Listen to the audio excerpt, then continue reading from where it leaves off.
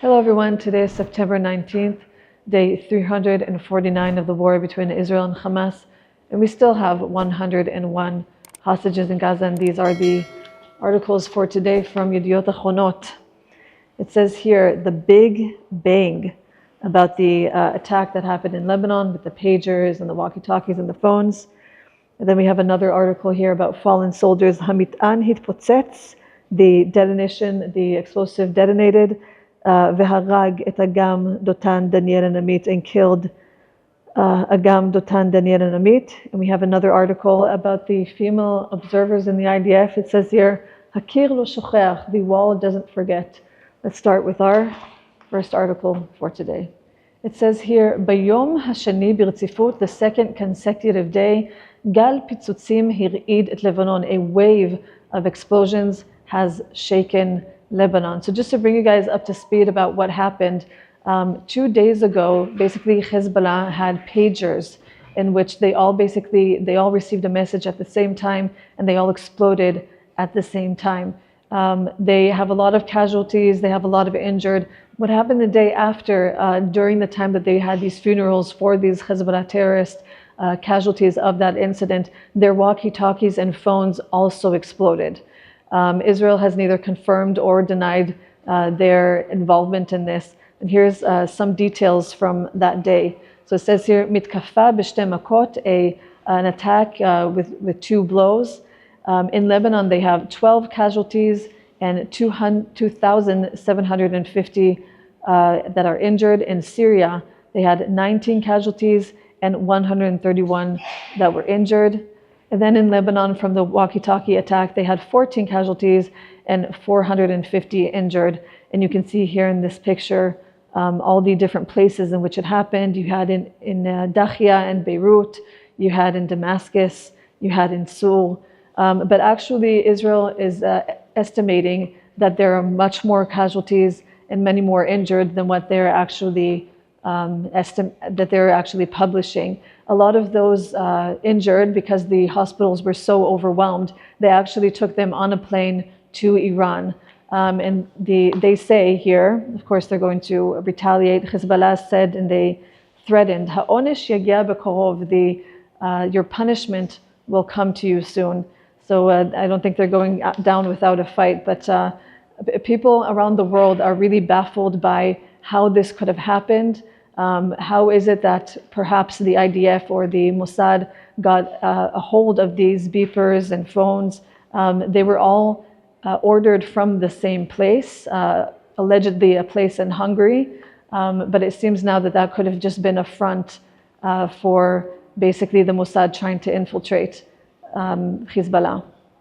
And here you can see in this caricature, just a bit of humor for today, you can see Khamenei, the Iranian supreme leader, trying to communicate with a Hezbollah terrorist, but with basically an empty plastic box of yogurt. Perhaps some of you guys have done this when you were a child, that you tried to create basically a phone.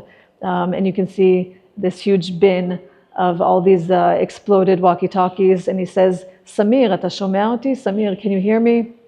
And Samir says, "Shomea avor, I can hear you, Ruth." Just showing that all of their means of communications are basically down. They've reverted back to sort of archaic times. And now to the sad article about the fallen soldiers. This time it's a bit different because we have the first female soldier that died in action in Gaza. And here you have Captain Daniel Maimontuaf, who was only 23 years old. Basically what happened to these soldiers, that they went into a booby-trapped building in Rafiah that they didn't know had explosives in it. It detonated and basically fell on these soldiers.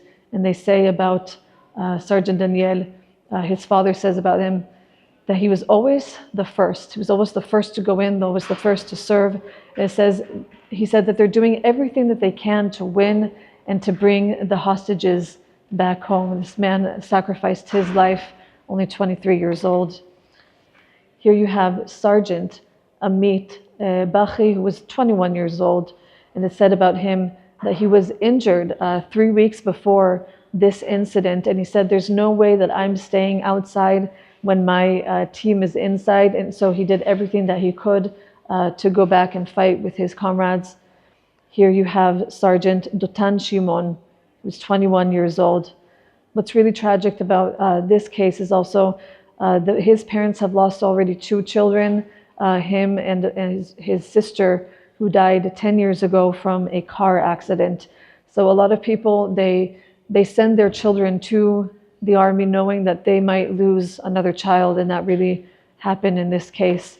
You can see the families of both Amit and Dotan.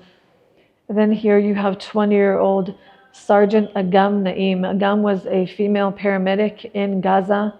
It says, Agam tziltzela v'amra. Agam phoned me and said, I'm going in, even though she didn't have to. And that, I think, shows you the spirit behind the soldiers, that they don't want to leave their comrades behind. They want to be in the fight so that they can help protect them and also help them. It doesn't always result in the way that we want. May their memory be a blessing. And now to the article about the female IDF observers. It says here, Haktovet nish'eret al hakir. The address remains on the wall. In January of 2023, the female observers wrote inspirational quotes on this wall, which was the wall outside of the migunit, which was the protective room that they were slaughtered in. Here it says at the top in pink, Tiru איך היא הולכת בשלווה, look how she walks in peace, in tranquility, כאילו עזה לא לידה, as if Gaza isn't next to them. So what happened is that these Titzpitaniot, these observers, they didn't have ammunition with them, meaning they have a role in which they basically sit, they have cameras that look into Gaza, but they don't necessarily carry weapons. And so what happened when a lot of terrorists infiltrated their base is that they didn't have a way to defend themselves. Even though there was security around, there were so many terrorists that they overcame that base. And what happened is that all of those observers were in one protective room, and so many of them were shot dead, and some of them were taken to Gaza. And if you can see, one of the famous images that came out later during the war is at least 4 of these female observers surrounded by Hamas terrorists. The reason why the wall looks different is that at the time when they wrote these inspirational quotes, someone wasn't happy with it. They said, listen, that's not okay, let's paint over it. The only thing that they left was that quote in pink about how she walks next to Gaza as if she has no fear. And here you can see in that picture, that is the only quote that remains. And so because there is so much death there, they wanted to commemorate and remember all of the things that these observers wrote. And so you can see here, 4 of those female observers, 2 of them have already were murdered.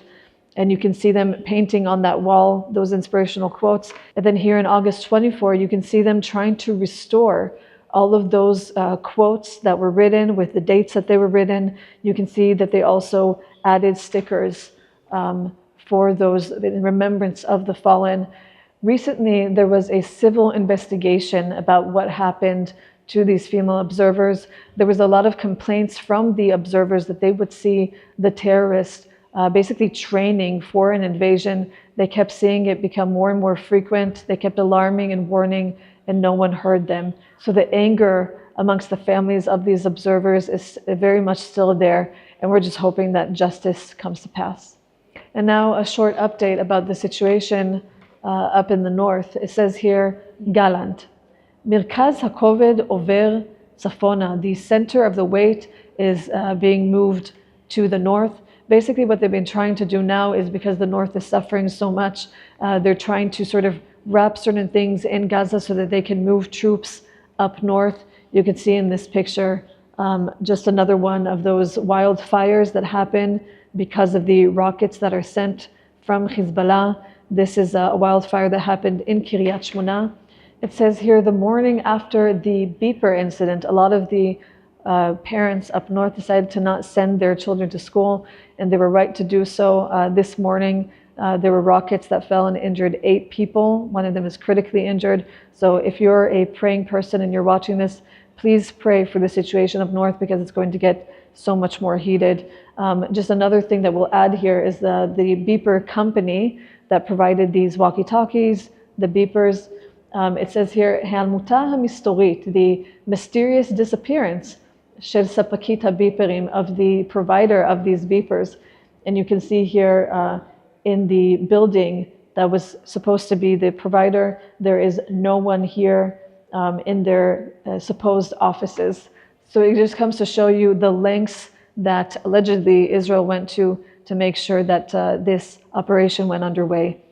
As a result of these injuries, their communications not only is down, but they have lost the ability to fight and combat like they did before. A lot of the people, they have injuries to their stomachs. A lot of people have injuries to their face, and they're blind now because they put their phones next to their head. And so a lot of the power that they had to combat Israel before has diminished a lot. And now, after we always give you guys so much bad news, let's go to some good news. And we'll end with the sports section. It says here about Ami Dodon, who is in the Paralympic Israeli team. He was born a quadriplegic and with cerebral palsy. And it says here, Anashim avu et ma she'asiti. People loved what I did. They needed this moment to feel proud of our Israeliness. Many said that they cried with me together. Soldiers said that I have strengthened them, and even the mothers of paraplegic children or disabled children. And he won 4 medals for swimming, 2 gold, 1 silver, and 1 bronze. And he really truly is not only an inspiration, but a source of pride to all of us. Thank you guys for watching. If you can, please keep on praying for Israel. Pray for our enemies. If you want more Israel-related content, go to allisrael.com. And don't forget to subscribe to this channel. We'll see you guys in the next one.